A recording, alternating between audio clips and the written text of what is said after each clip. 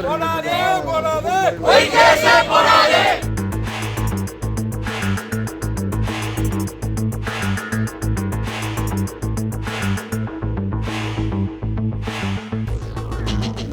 மாரியம்மன் கோயில் பிரச்சனை இருக்கு, இந்த மாமிச கடை சமாச்சாரம் இருக்கிற கோரிக்கை மட்டும் வேற ஏதாவது பிரச்சனைகளா சொல்லுங்க.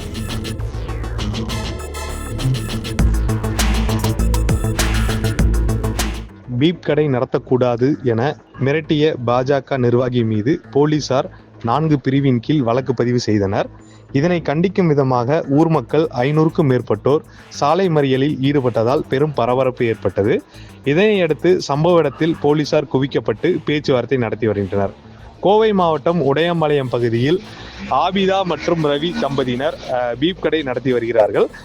கடந்த ஒரு சில தினங்களுக்கு முன்பு அந்த பகுதியைச் சேர்ந்த பாஜக நிர்வாகி, அதாவது மாநகர் மாவட்ட செயலாளர் ஓபிசி அணியைச் சேர்ந்த சுப்பிரமணி என்பவர் கோவில் மற்றும் பள்ளிக்கூடம் இருக்கிறது, இந்த பகுதியில் மாட்டு இறைச்சி கடை நடத்தக்கூடாது என பேசியதாகவும் அந்த பேசிய வீடியோ சமூக வலைதளத்தில் வைரலாகி பெரும் பரபரப்பை ஏற்படுத்தியது. இதனையடுத்து ஆபிதா மற்றும் ரவி தம்பதியினர் மாநகர காவல் ஆணையர் அலுவலகம் மற்றும் துடியலூர் போலீசார் காவல் நிலையத்தில் புகார் அளித்தனர். இந்த புகாரின் அடிப்படையில் போலீசார் வழக்கு பதிவு செய்து நடவடிக்கை மேற்கொண்டுள்ளனர். அதாவது மிரட்டல் மற்றும் வெறுப்பு மற்றும் பகைமை உள்ளிட்ட 4 பிரிவின் கீழ் வழக்கானது பதிவு செய்யப்பட்டுள்ளது. இந்நிலையில் உடையாம்பாளையம் பகுதியைச் சேர்ந்த ஊர் மக்கள் மற்றும் சுப்பிரமணியின் உறவினர்கள், பாஜகவினர் என 500க்கும் மேற்பட்டவர்கள் உடையாம்பாளையம் பகுதியை சாலையில் முற்றுகையிட்டு சாலை மறியலில் ஈடுபட்டதால் 1 மணி நேரத்துக்கு மேலாக போக்குவரத்து பாதிப்பானது ஏற்பட்டது.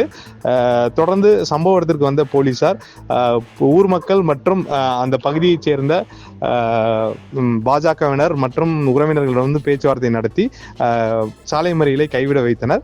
தொடர்ந்து அவர்கள் வைத்த கோரிக்கையானது சுப்பிரமணி மீது பதியப்பட்ட வழக்கை திரும்ப பெற வேண்டும். அதே சமயம் சுப்பிரமணியை தேடிய சுப்பிரமணி வீட்டிற்கு வந்த போலீசார் 10க்கும் மேற்பட்டோர் வீட்டில் தாழ்பால் மற்றும் பீரோ போன்றவை உடைத்திருப்பதாகவும் அவ்வாறு வந்தவர்கள் யார் எனவும் அவர்களின் மீதும் நடவடிக்கை எடுக்க வேண்டும் எனவும் கோரிக்கை வைத்துள்ளனர்.